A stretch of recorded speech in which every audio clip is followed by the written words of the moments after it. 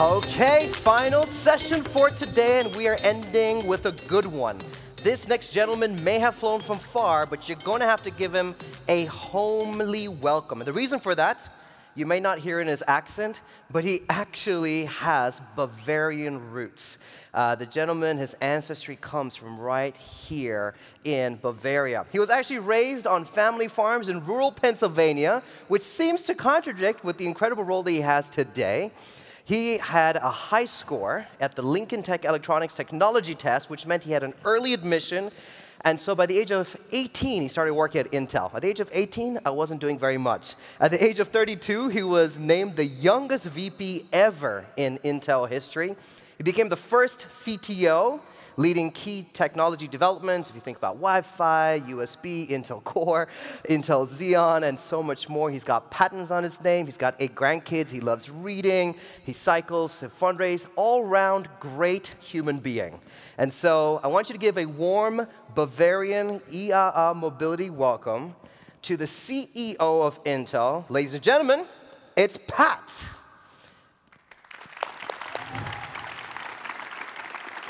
Hey, I just arrived at the Blue Lane in Munich, ready for IAA. But before the keynote, going to take a ride in our Mobileye car.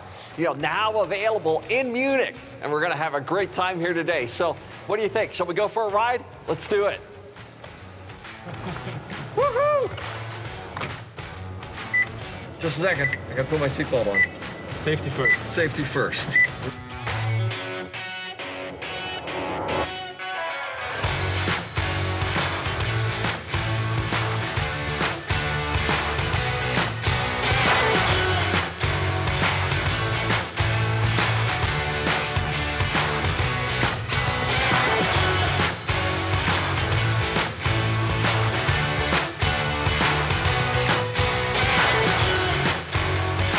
Thank you. More than welcome.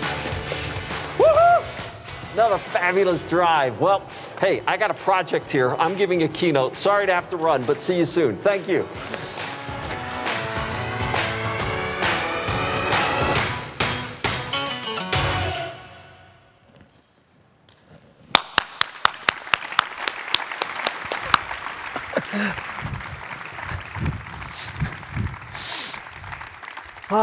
From AV to stage in seconds. Isn't this great? Wow. A Mobileye AV ride never gets old. Welcome. Guten Tag, meine Damen und Herren. It is truly a pleasure to be with you in Munich today. What a beautiful city. But I'd start out by asking the question, why is a semiconductor guy on stage at the biggest and most important mobility car show on Earth? Why did you invite me to your stage? Why is a semiconductor geek doing here anyway? Well, simply put, cars are turning into computers with wheels. As Dan said in the introduction, I'm a farm kid. Right? I grew up in the farm country of Pennsylvania, and the cockpit of a tractor doesn't look quite like the tractors I was driving when I was a kid. They look more like video games now. And tractors, right, are becoming very sophisticated, and we're seeing technology permeate every aspect of automotive, agriculture, transportation. I became CEO of Intel about 6 months ago.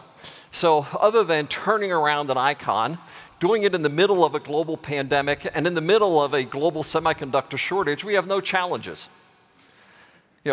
What a task in front of us.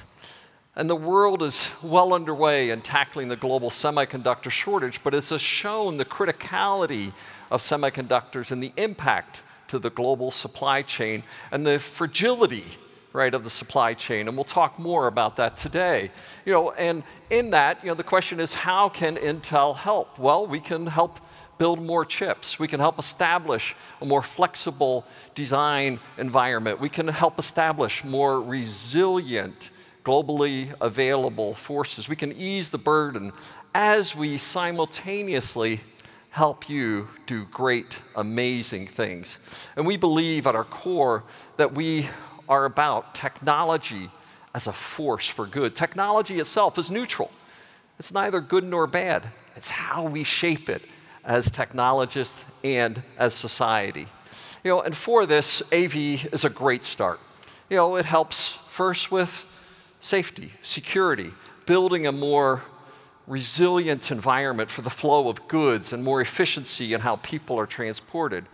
But it also needs new technology standards, things that we do all the time. It needs to be regulated and integrated into society, but also creating new business models as well that we're enabling. And all of these together are unique things that we think that Intel can help, because the future of automotive and autonomy is a technology story. And Intel's the only company that can do the end-to-end technology platform. Combine that with the depth and breadth of technology, help to modernize the supply chain. So I'm not a car guy, I'm a technology geek, but that's exactly what will help take mobility to the next level.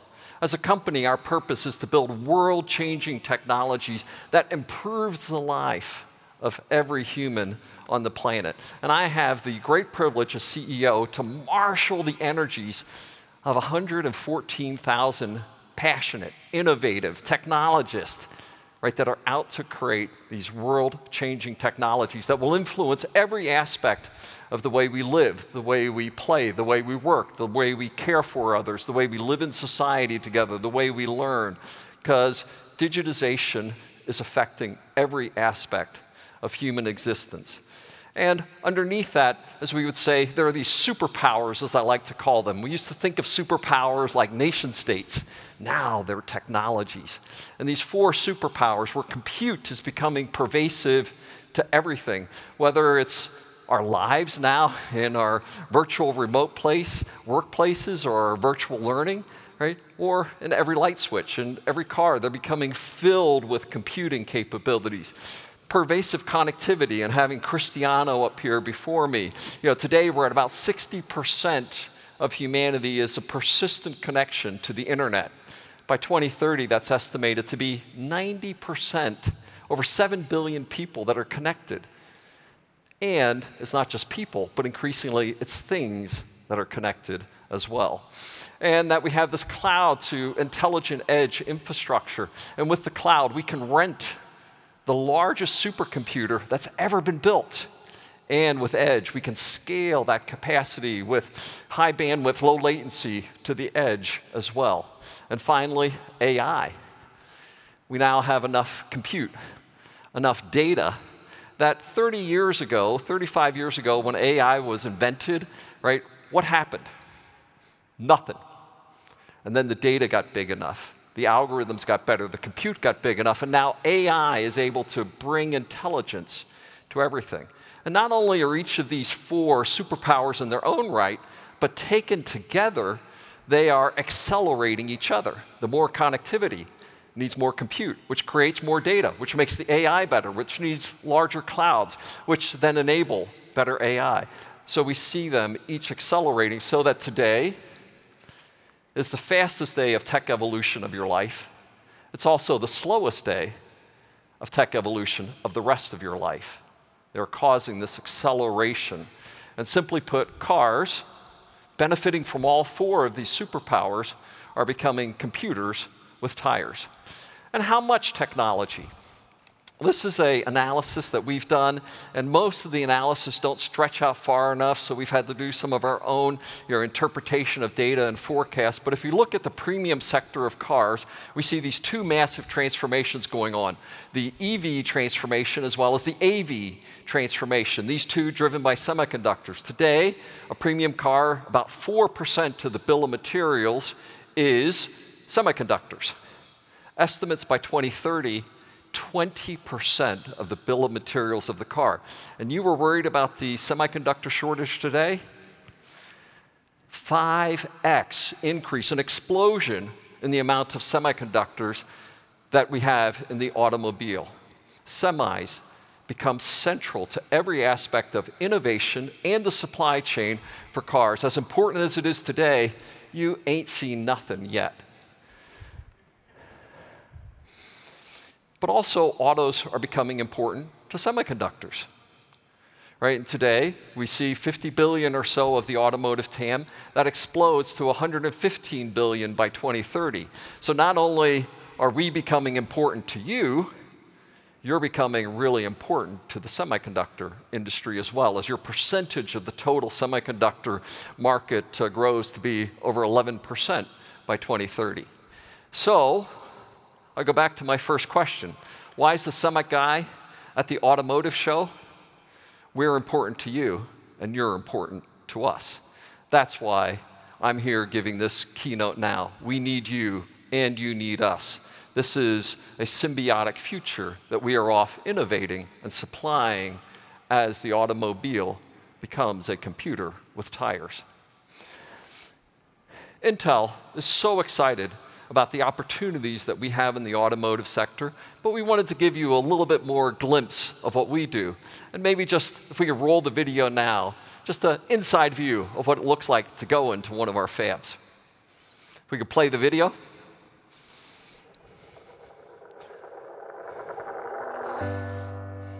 The story of Intel's investment in advanced manufacturing in Europe is a remarkable, sometimes untold story of tremendous success and excitement over the past 30 years. I think it's hard to overestimate the economic impact of Intel in Europe. We have over 10,000 employees in the region, and in the last 2 years alone, we have spent over 10 billion euro with European suppliers. The advanced ecosystems that need to build up around our advanced manufacturing need to be world-class. IMEC is one of the world-leading R&D centers in nanoelectronics and digital technologies. We bring together the entire semiconductor value chain, so the major foundries, IDMs, fabless and fab-lite companies, equipment and material suppliers, EDA companies, and also the application developers, the system developers. Besides strong university research, Europe has also set up a unique model for research and technology organizations, bridging the gap between academic research and industrial applications. Intel's investment in advanced manufacturing in Ireland has put Europe on the map of locations of advanced semiconductor manufacturing. It is a proof positive that, in fact, Europe can produce the most advanced products known to humans. Having access to advanced semiconductor technology is essential for Europe to become leading in several application domains, such as 6G, autonomous driving, life sciences, healthcare, edge AI. The very nature of our manufacturing requires us to constantly look for ways to improve and to reduce our impact. Intel has a set of ambitious goals for the next decade that include our desire to be responsible, inclusive, and sustainable in our operations. One such example is our desire to have 100% renewable energy for all of our operations worldwide, something that we have been doing in Ireland for the past 5 years.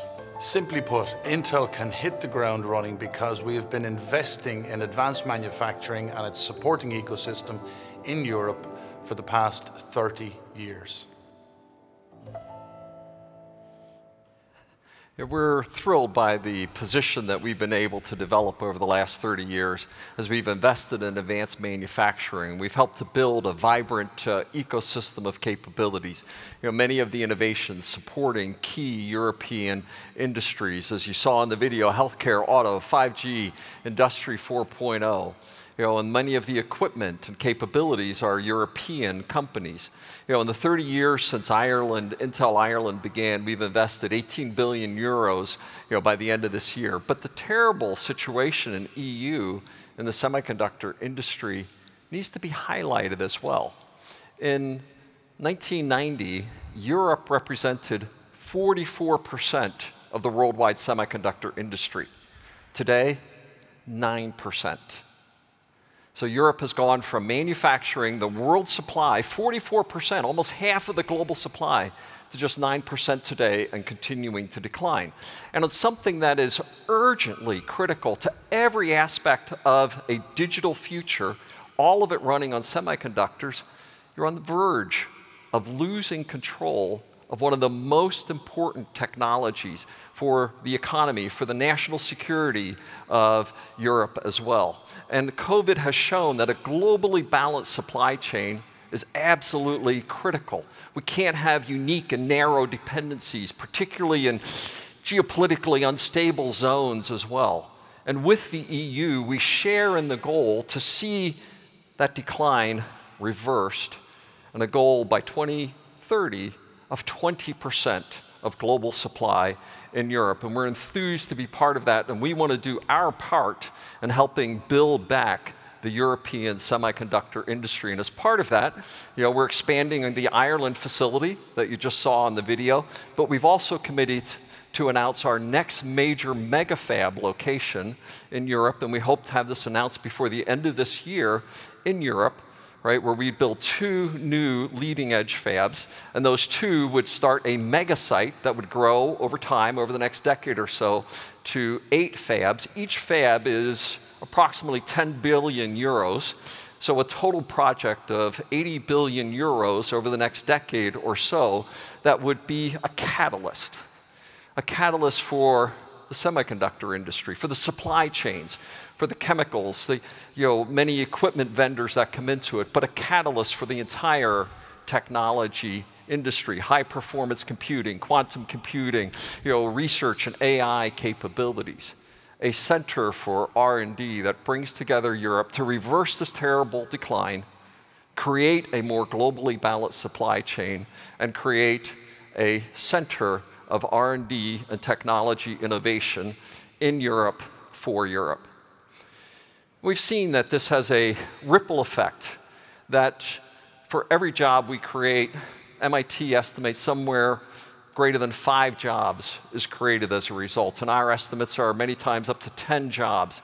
And these are great jobs. These are advanced jobs. These are also manufacturing jobs. These are also construction jobs, and teachers, and restaurant workers. Entire communities get built. It's also integrating with the European ecosystem. Companies like IMEC, Fraunhofer, and Leti for advanced research. Key supply chains like ASML, Zeiss. Optics, chemicals, robotics. In these advanced facilities. Catalysts for the industry. Tech clusters, sorry about that, grow up around these centers as well. A powerful catalyst to help revive not just Europe semiconductors, but Europe technology leadership in the world. I'm also excited today to announce our Intel Foundry Services.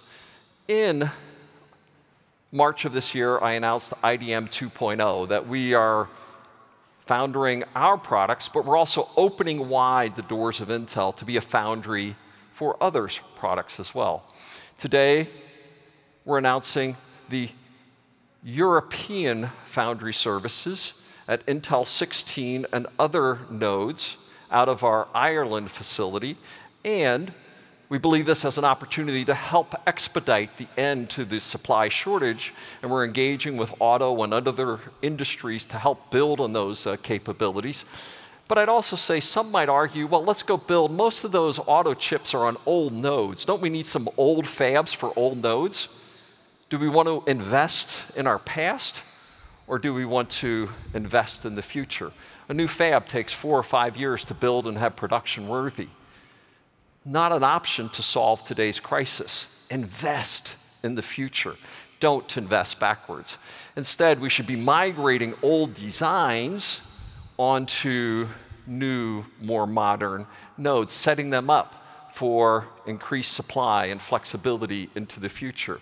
In addition to Intel Foundry Services for Europe out of Ireland, our next mega fab would also be a foundry for leading-edge capabilities in Europe. We're also announcing Intel Foundry Services Accelerator. And this is to help accelerate those designs forward to help bring them to modern technologies, taking advantage of advanced processing and packaging capabilities. Intel 16 and other nodes, committed to manufacturing capacity in Europe for Europe. Intel, our IP library is being opened up for our customers to innovate with. So your IP and our IP coming together for automotive-grade chips and processing and design services in Europe for European customers, automotive, supply chain, level 1, level 2 industry players, to begin to address a European crisis today, solve it with leading-edge technologies in Europe for Europe. And as we've been discussing these strategies and plans, as you can see, we have strong industry support, statements endorsing the directions that we're describing. And we would just ask you, and many of you represent different industries, join us in the journey in Europe, for Europe, to accelerate, modernize the semiconductor and the technology industry. So, why am I here? One reason is semiconductors. But the second reason is the work that we're doing in the automotive industry as well. When I left Intel 11 years ago, as I described, I went on an 11-year vacation. I moved to EMC as president and then became CEO of VMware, coming back to VMware 6 months or so ago. And while I was gone, they did this little acquisition of Mobileye. And when I came back, it's sort of like, what's a Mobileye? And I've been thrilled to learn of the extraordinary asset that Intel had added to its family, right, with the 2017 acquisition of Mobileye. And you'll be hearing more from them today, but you'll be hearing from Professor Amnon Shashua, who's filled me in and described, and I've been engaging with customers and partners. And today we have Mobileye technology for safety, an autonomous solution being used by 29 automakers across the industry. More than 88 million cars are on the road today that are leveraging their technology. And I bet you most of your cars, if you have any kind of advanced collision detection or safety system, it's probably using Mobileye already. But a lot of cars don't have advanced detection and collision avoidance system. And how many of you have ever driven in India? Yeah, what a place. I see right? And I remember the first time I'm in India, in Delhi, and the car pulls up at a major intersection, and I believe every form of transportation since the time of Christ was represented at that intersection. You got rickshaws and bicycles and ox carts and everything else. What a crazy place to drive. And we also see that India is one of the least penetrated markets for many of these safety technologies. In fact, 17 accident-related deaths per hour, 1 death every 3.5 minutes. India represents 1% of the cars of the world, 11% of the traffic-related deaths in the world. Simply put, we have a problem. And we believe that there's a tremendous opportunity to address safety issues by bringing our technologies into that market. And we see that ADAS features can be adopted. They're now cost-effective. They're broadly deployed. They need to be trained uniquely for some of the requirements. A rickshaw isn't quite seen in the Munich streets. Right? When you go there, there's a few things that we need to learn and train.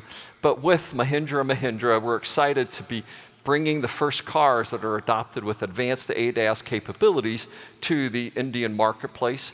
And we have an image of the Mahindra's beautiful, affordable SUV now being launched with Mobileye inside. It's cost-effective for the Indian price-sensitive market, but game-changing for the market as well. An example of how Mobileye is industry-leading driver assistance, but we believe deeply that it isn't just the massive innovations that Mobileye is doing, but it's also the mass market deployment. It has to be deployable at scale. And this, to us, we believe is the center of what we're out to accomplish. That we're able to do these two things, radical innovations with at-scale deployment of technology. But what about tomorrow? We have this obligation to continue to innovate with technology, not for the few, but for the many. Can we continue to improve safety, autonomy capabilities, accessibility for everyone? And of course, the answer to that is yes. That's why we're here. And the Mobileye approach is really unique in that capacity, innovate and scale. We're going to walk you through a bit of that scale strategy today. We have some exciting announcements, but right now what we want to do is take you to the Mobileye booth as we're going to unveil the next generation platform, and I'm happy to have my colleague JJ, who's in the booth now, and let's zoom over there at the moment and take a look at our next generation Mobileye vehicle right now. So JJ? Hi Pat, hi everyone. I'm so thrilled and excited to unveil for the first time ever today as world premiere the Mobileye Robotaxi. This is the first production-grade, fully electric, self-driving vehicle by Mobileye, and it is capable of SAE Level 4 full autonomous driving. Move It AV is our new driverless mobility services brand, and as you can see, we have painted the vehicle in orange and put the services brand on it so that people know that they need to download the Move It app in order to get access to these new driverless mobility services. And the vehicle looks just like a regular vehicle. Let's take a look at the beautiful integration of our Mobileye Drive self-driving system. All sensors are beautifully integrated, and several of them are in our sleek, organic design Manta Ray roof unit. Now let's walk around the vehicle and take a look under the hood. As you can see, massive luggage space for our riders. And here, this is the brain.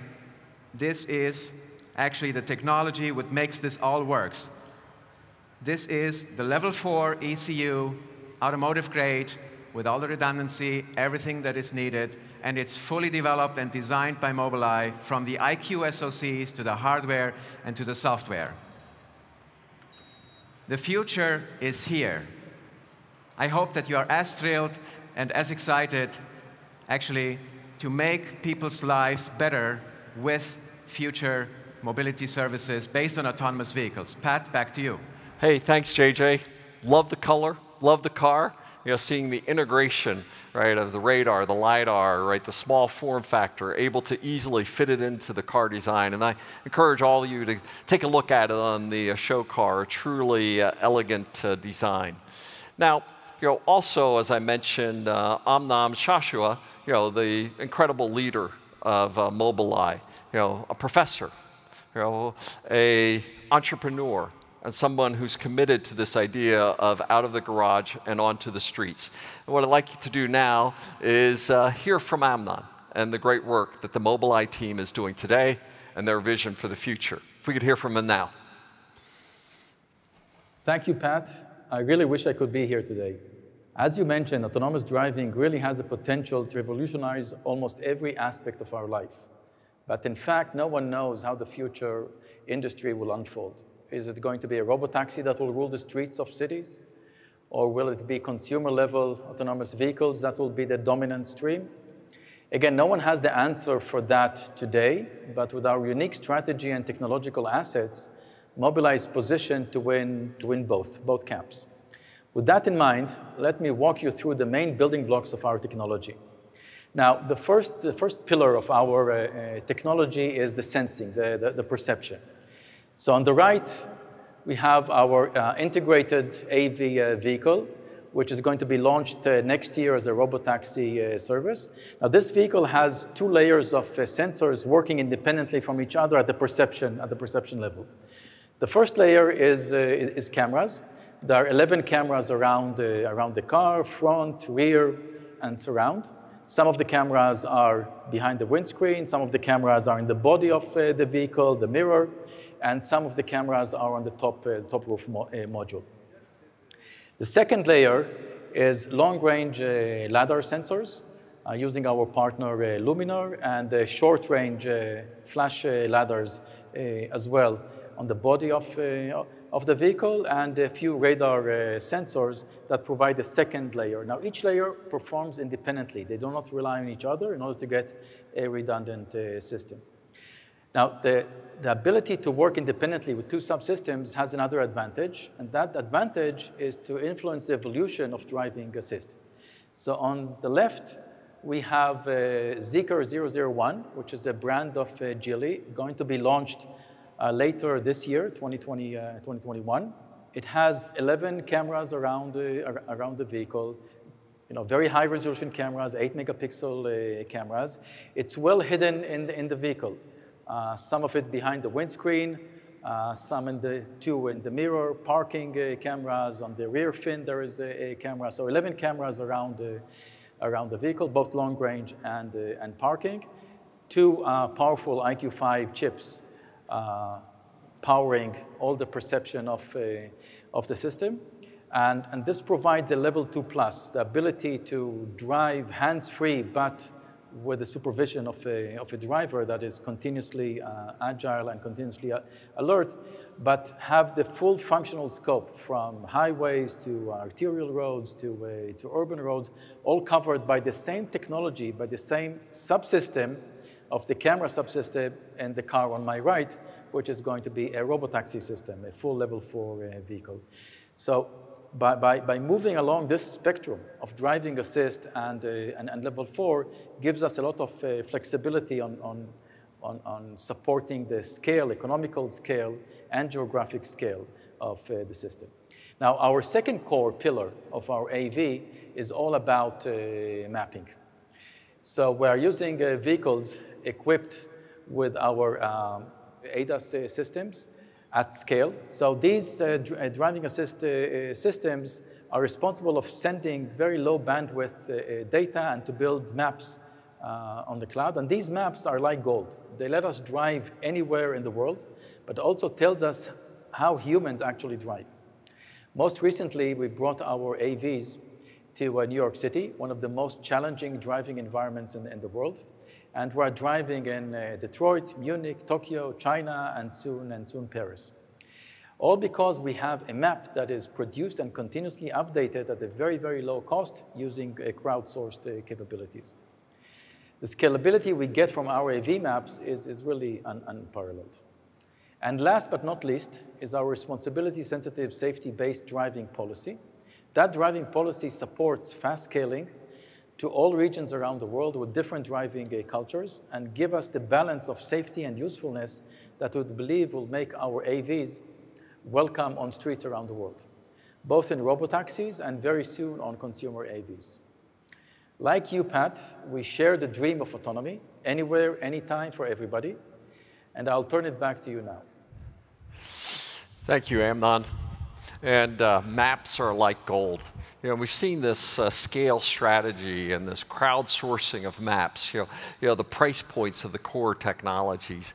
And you just saw, some of this in action. Yesterday, Schaeffler, announced using Mobileye Drive to build an autonomous chassis.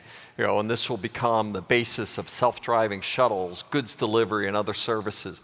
You just saw the Mobileye robotaxi, and the same system that will be in consumer vehicles as well. Both the robotaxis as well as consumer AV from the same architecture. Now, that enables scale, all from common technologies and platform. But another thing is the driving policy. We have to balance traffic and consumer expectations with safety and security as well. AV also needs to be culturally aware. And people in Munich drive differently than those in Jerusalem or New York, in India or Tokyo. And each of these creates different requirements for how risk and responsibility are managed. And with that, we're excited about the Mobileye's responsibility-sensitive safety driving policy. And we are working with the industry to help establish the standards and the standards bodies to help codify the way that people drive for computer-driven vehicles. Standards are needed to go from test vehicles to full driverless capabilities. And with that, it's my pleasure to bring out Jack Wiest, one of the Intel fellows, to the stage. I'm an IEEE fellow myself, so I help drive many of the standards in USB and Wi-Fi and 802.11, and I know how important, critical this work is, and it's what we do as a company, help create the standards for the industry. Jack, it's great to have you join us on stage here. Thank you. It's great to see you. And Jack, tell us about some of this work and what's going on with this upcoming IEEE standard that you're driving. Yeah, it's really been quite the journey. In 2017, when we first introduced the responsibility-sensitive safety model to the academic world, it introduced for the first time this notion that for an automated vehicle, driving safely is going to be a balance between safety and usefulness. Since that time, hundreds of researchers from around the world have published dozens of papers further exploring these concepts. And that's ultimately led to the creation of IEEE 2846, the world's first standard that will help industry answer this question of how safe is safe enough. It provides a framework for industry and government to come together to align on what does it mean for a machine to drive safely. Intel's honored to be leading with this standard with some of the biggest players in the space you see here on the slide. And we've brought the largest collection of folks from across the automotive industry to work together on this important standard. The thing that RSS told us was that safety is not an absolute. Just like the safest human driver would be the one that never drives, the safest automated vehicle would be the one that never leaves the garage. Driving is a risky activity. Humans balance risk through the use of assumptions. When we're driving and there's a pedestrian on the sidewalk, we assume that pedestrian is going to stay on the sidewalk. If that pedestrian were in the roadway, we assume that that pedestrian could move in any direction, and so we need to drive more cautiously. And so IEEE 2846, like RSS, is the first of its kind to standardize what these assumptions are so that an automated vehicle can drive safely, which is to say drive at a societally acceptable risk balance. So, Jack, this idea of risk balance, what do you mean by that? And how is an autonomous vehicle going to weigh those risks? And is there mathematics and modeling behind that? How does that work? Yes, but rather than listen to me talk about it, let's show you what this looks like in the real world. We've created a video that shows one of our own autonomous test vehicles using assumptions to balance risk and drive in a societally acceptable manner. Let's take a look at the video. In this example, we see how the AV exercises caution around occluded areas. Let's take a closer look at how RSS rule number 4 works. Be cautious in areas with limited visibility. Here, as the AV approaches the crosswalk, there is a parked van occluding the AV's view of the sidewalk. Here, we apply RSS rule number 4, which states that the AV should assume that there may be a pedestrian behind the occlusion. In other words, the van might be blocking our view of a pedestrian entering the crosswalk. Because of rule number 4, the AV begins decelerating even though there is no pedestrian in sight. Reasonable worst-case assumptions for pedestrians at a crosswalk are 2 kilometers per hour for their maximum speed and 2 meters per second squared for their maximum acceleration. The AV begins decelerating accordingly. After the AV does in fact detect a pedestrian, it continues to decelerate until coming to a full stop in order to give way to the pedestrian. Had the AV not made this assumption on what might exist behind the occlusion, it might not have had enough time to decelerate once the pedestrian had come into view.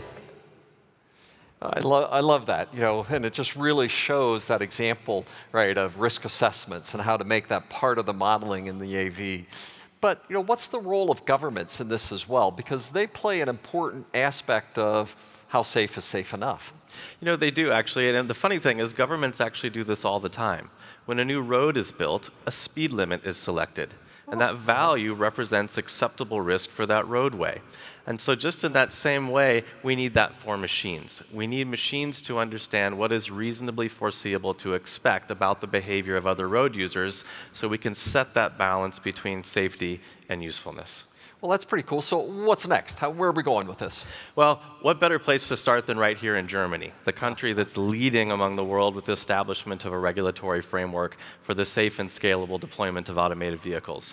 With IEEE 2846 as our guide, we can select values for parameters that set expectation on how these vehicles should operate and what it means for them to drive safely. And Germany, was a leader in passing these laws recently. And yesterday I had Hildegard Müller, the president of the VDA. And she joined us on a drive yesterday, and it was really, quite fun. As, this is part of her job, right? As she moves the industry forward, and it really was great to see Germany as a first mover in this area. That's really exciting, Pat. In June, you're right. Germany did pass the world's first regulatory framework for the safe and scalable deployment of automated vehicles. Importantly, it sets clear expectations on the roles and responsibilities of all the players deploying a level 4 automated vehicle. And it helps to really pave the way for a whole range of business models: mobility as a service, cargo services, shuttles, buses, et cetera. Yeah, that's right. And we would love to be able to take this technology that we're deploying here in Germany and share it with all of Germany's neighbors. So we'd love to see these concepts deployed Europe-wide.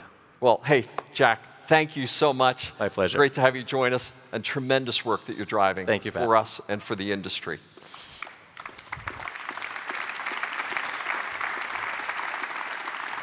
Yeah, truly foundational for the industry and opening up new business models. And with that, it's my thrill to welcome Alexander Sixt, the co-CEO of Sixt. Everybody in Germany and Europe is aware of Sixt, and the Sixt Group is anonymous with mobility services here in Germany. And if you've rented a car, shared a car, subscribed to a car, yeah, you're aware of Sixt. Please join me in welcoming Alexander to the stage.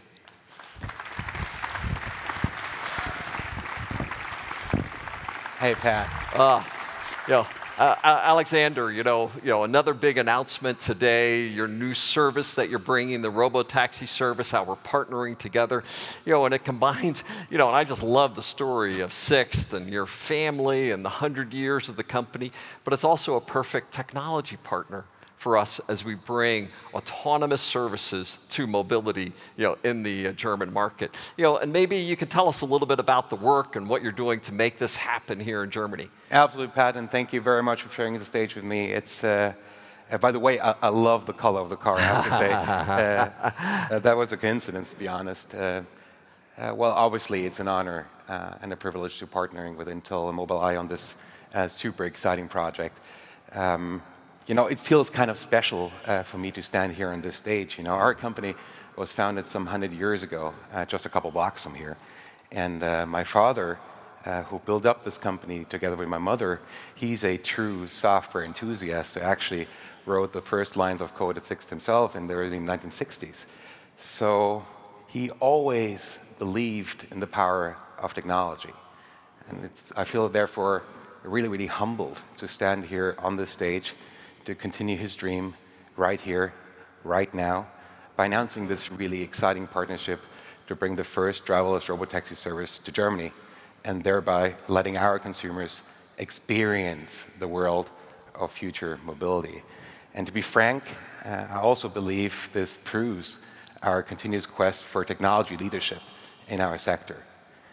By offering mobility services, I truly believe that this is the next big bang for our mobility platform, Sixt One, where already today we offer more than 250,000 connected vehicles, access to 1.5 million drivers, and over 1,500 different mobility operators around the globe, all via one platform, all via one app. And I truly believe that this platform, this partnership we just announced today, and obviously our continuous partnership with the OEMs, especially BMW, this proves really that the future of mobility is not only important to us, but we actually want to make it happen. So, sounds pretty exciting, but how are people going to take advantage of us? How are they going to hail one of these autonomous taxis? That's a great question, Pat. I think to begin with, Intel, Mobileye, and Sixt, we plan to operate a fleet of 100% electric autonomous vehicles right here in Munich. I think our consumers can hail their autonomous vehicle via the Sixt app and the Move It app. Well, can we show them? Absolutely. I've been dying to do so for a long time. So let's play the video now.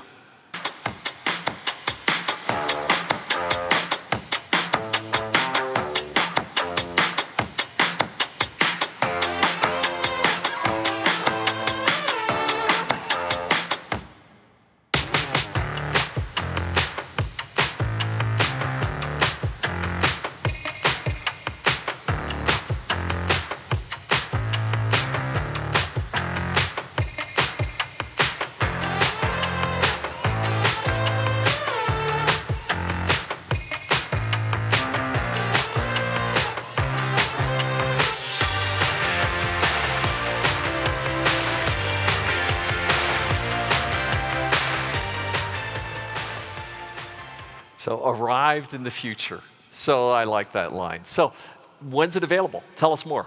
I think that's a question everybody keeps on asking me. I think we tend to start with the pilot as early as next year, obviously commencing with an early rider program before we start our proper commercial operations after we get all the regulatory approvals.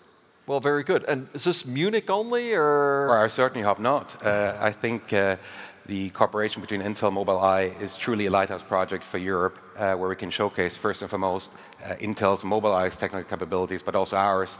And I think this is the basis for further expansion in Germany, Europe, and probably worldwide. Well, thank you, Alexander. It truly is an honor to have you join me on stage and the great work we're doing together. Thank you so much, Pat. Enjoy. Well, and I, for one, am excited to hail my first, 6th autonomous vehicle next time I'm here in Germany. Today has been a great day for us. Why is Intel here? We're here to help. We're here to help address the current crisis in the semiconductor industry. We are here to help build new foundry services in Europe for Europe. We're helping to build key new technologies for the automotive industry. We are here to help establish the key security standards that will enable broad deployment, right, in Munich, in Germany, and across Europe and the world. We're here excited to show off our latest innovations with Mobileye. We're thrilled by the partnerships that we have with Sixt as we bring this. Our industry is excited to bring forward these technologies in consumer as well as robo-taxis for the marketplace. It's our opportunity to help write the future together. And on behalf of Intel, as the technology partner for the automotive industry, thank you. Thank you for letting me join the stage and talk about the great things that we do together. We need you, you need us, and we are here to partner with you. With that, thank you so much, and back to you, Dan. Thank you, Pat.